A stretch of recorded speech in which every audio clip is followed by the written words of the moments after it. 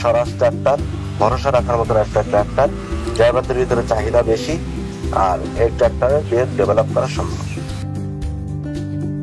স্বরাজের গাড়ি নিয়ে স্বচ্ছন্দে যত কাজ করা যায় অন্য তত গাড়ি দিতে পারে না।